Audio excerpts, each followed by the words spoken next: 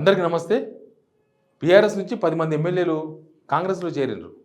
పోనీ అధికార పార్టీలకు పోయినామని వాళ్ళు ఏమైనా ప్రశాంతంగా ఉన్నారా అంటే ఆ పరిస్థితి లేకుండా పోయింది. వాళ్ళు ప్రశాంతంగా లేరు.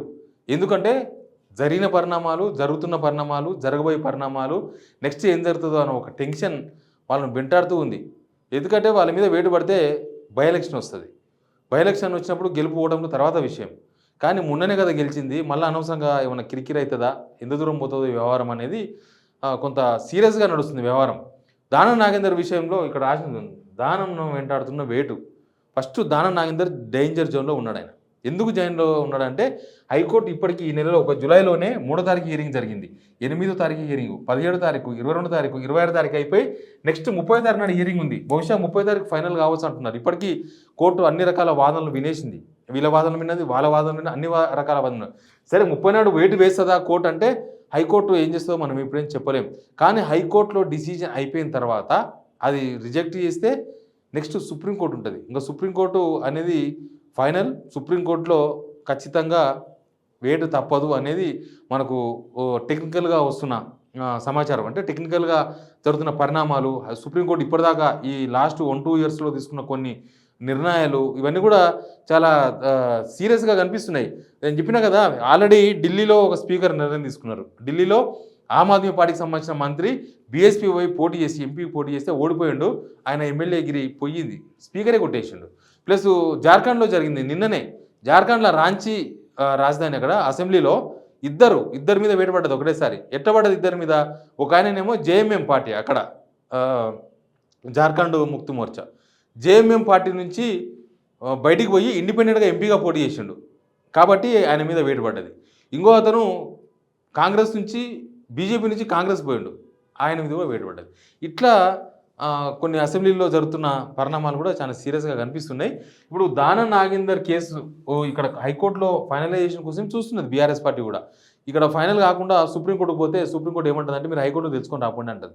అందుకని అసలు హైకోర్టు పోవడానికి ఒక ప్రధానమైన కారణం ఉంది. నేను నిశ్చితంగా పరిశీలిస్తూ ఉన్నా కదా అసెంబ్లీ పరిణామాలు ఏందనేది. యాక్చువల్గా స్పీకర్ దానం నాగేందర్ పైన ఫస్ట్ దానం నాగేందర్ ఇష్యూయే. దానం నాగేందర్ మీద కంప్లైంట్ తీసుకోవడానికి ముందుకు రాలేదు స్పీకర్. అసలు కంప్లైంట్ తీసుకోలేదు కాబట్టి ఆ కంప్లైంట్ కోసమని వీళ్ళు హైకోర్టుకు పోయారు. లేకపోతే డైరెక్ట్గా సుప్రీంకోర్టు పోయే అవకాశం ఉండదేమో. వీళ్ళు ఆ కంప్లైంట్ తీసుకోవట్లేదని చెప్పి హైకోర్టుకు పోతే హైకోర్టు చెప్పింది తీసుకోమని ఆల్రెడీ తీసుకున్న స్పీకర్ గారు. తర్వాత హైకోర్టులో విచారణ స్టార్ట్ అయింది. జస్ట్ వితిన్ 45 డేస్లోనే ఇన్ని హియరింగ్స్ జరిగినాయి. అయితే ఇప్పుడు టెన్షన్ పుట్టిస్తున్నది. ఇప్పుడు రేపు 30వ తారీఖు నాడు హైకోర్టు ఏ నిర్ణయం తీసుకున్నా నెక్స్ట్ సుప్రీంకోర్టు పోవడానికి రెడీగా ఉన్నారు. బీఆర్ఎస్ రెడీగా ఉంది. ఎందుకంటే చాలా సీరియస్గా ఉన్నారు.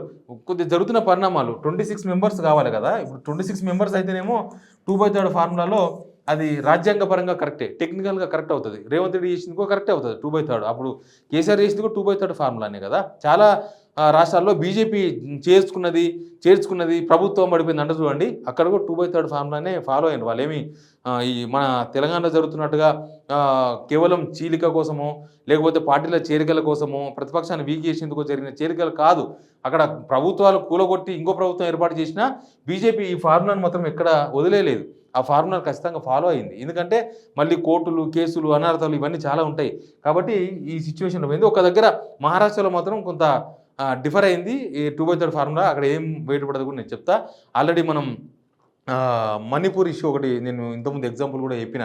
మణిపూర్లో ఏం జరిగిందని. మణిపూర్ విషయంలో కూడా సుప్రీంకోర్టు మణిపూర్ విషయంలోనే 90 డేస్ అనే ఒక ఫార్ములాని తీసుకొచ్చింది. స్పీకర్ కూడా ఒక లిమిట్ ఉండాలి 90 డేస్. ఎందుకంటే రాజకీయాలకు అతీతంగా ఉండాల్సిన స్పీకర్లు, అసెంబ్లీ స్పీకర్లు ఈ రాజకీయాలకు పోతున్నారు, రాజకీయాలకు అండగా అవుతున్నారు. రాజకీయాలకు అనుగుణంగా వాళ్ళు ఏ పార్టీ నుంచి వస్తారో ఆ పార్టీకి అనుగుణంగా ఉంటున్నారు. అసలు విచారణ జరుపుతలేరు, సంవత్సరాలు టైం అంతా వెయిట్ చేస్తున్నారు అని సుప్రీంకోర్టు ఒక సూచన తీసుకున్నది. ఒక 90 డేస్ పెట్టుకోండి, 90 డేస్ తర్వాత మీరు సుప్రీంకోర్టుకు రావచ్చు. ఎవరైనా బాధిత పార్టీలు ఉంటే అప్పుడు మనం విచారిద్దాం, చూద్దాం ఏమవుతుందని ఆ మణిపూర్ ఇష్యూలో తీసుకొని నిర్ణయం కూడా తీసుకున్నది అప్పుడు.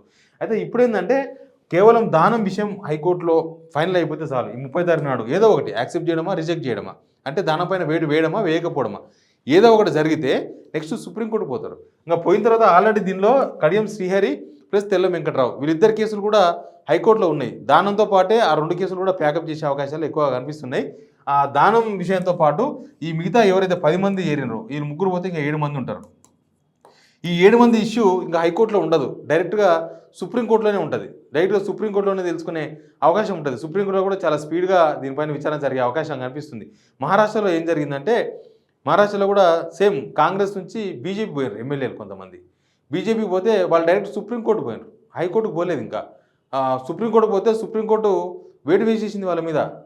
అక్కడ స్పీకరు, విచక్షణ అధికారాలు ఇవన్నీ ఏం లేవు. అప్పటికి కొంత టైం అయిపోయింది, 90 డేస్ అయిపోయింది. సేమ్ 90 డేసే. 90 డేస్ అనేది ఒక బెంచ్ మార్క్ లాగా సుప్రీంకోర్టు పెట్టుకున్నట్టు కనిపిస్తుంది. అందుకే ఆ బెంచ్ మార్క్ దాటిన తర్వాత సుప్రీంకోర్టుకు పోతే సుప్రీంకోర్టు ఈ స్పీకర్కు విచక్షణ అవేం పరిగణలోకి తీసుకోలేదు. డైరెక్ట్గా వేటు వేసేసింది. వాళ్ళు పోయి కాంగ్రెస్కి వెళ్ళిపోయి బీజేపీలో ఏరిండ్రు. కాంగ్రెస్కి వెళ్ళి బీజేపీలో ఏరితే కాంగ్రెస్ పోయి సుప్రీంకోర్టుకు పోయింది. సుప్రీంకోర్టుకు పోతే ఆ బీజేపీలో ఏరిన వాళ్ళు అప్పుడు మన గవర్నమెంట్ పడిపోయే టైం, మహారాష్ట్రలో కాంగ్రెస్ గవర్నమెంట్ పడిపోయే టైంలో ముందర జరిగిన సిచ్యువేషన్ ఇది. కాబట్టి సుప్రీంకోర్టు చాలా సీరియస్గా వాళ్ళ మీద వేటు వేసేసింది. ఇక్కడ దానం నాగేందర్కి ఇంకొక షాక్ తగిలింది ఆల్రెడీ. ఏంటంటే యాక్చువల్గా దానం నాగేందర్ రేవంత్ రెడ్డి నమ్ముకొని కాంగ్రెస్లో చేరిండ్రు. రేవంత్ రెడ్డి యాక్చువల్గా ఆయనకు సికింద్రాబాద్ ఎంపీగా పోటీ చేసింది కూడా ఇష్టం లేదు. కానీ దానం నాగేందర్ను ప్రెషర్ చేసిండు, నువ్వు పోటీ చేయాలి, నువ్వు పోటీ చేస్తే ఓడిపోయినా నీకు ఇబ్బంది లేదు, చూసుకుంటా మంత్రి పదవి ఇస్తా అని. అట్లాంటివన్నీ జరిగినాయి, కొన్ని హామీలు జరిగినాయి.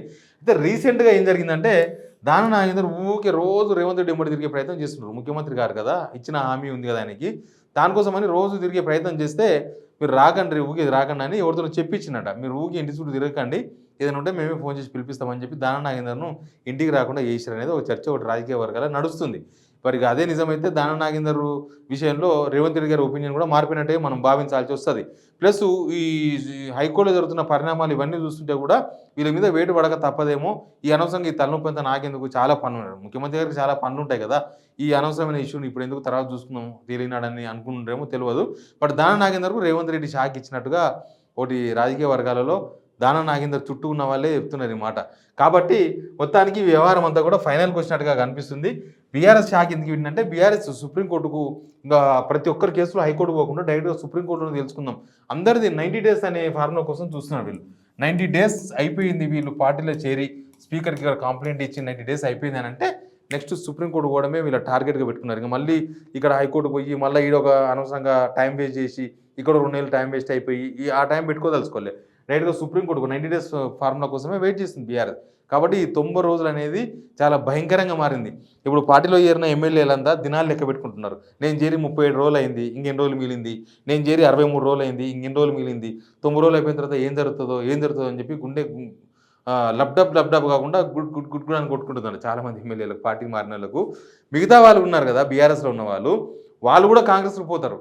కాకపోతే ఈ పరిణామంతోనే ఆగిపోయారు. పోవాలని ఉన్నది వాళ్ళకి కొంతమందికి, కానీ ఈ పరిణామాలు చూసి భయపడుతున్నారు. ఏమవుతుందో ఏం కథనో, అనవసరంగా పోయి మళ్ళీ దానిలో పోయి ఇప్పుడు ఏదో చేసి ఇప్పుడున్న పరిస్థితుల్లో కాంగ్రెస్ టికెట్ ఇచ్చినా కూడా గెలిచే అవకాశాలు ఎంతవరకు ఉంటాయి. కాంగ్రెస్ ప్రభుత్వం మీద కూడా ఒక జనాల కొద్దిగా ఒపీనియన్, భిన్నమైన అభిప్రాయాలు వినిపిస్తున్నాయి. కాబట్టి కొంత డిఫరెంట్గా ఉంది కాబట్టి మిగతా కూడా పోతలేరు. ఎనీవే 90 డేస్ అనేది ఒక పెద్ద భూతంలాగా కనిపిస్తుంది పార్టీ మారిన ఎమ్మెల్యేలకు. Please subscribe signal TV.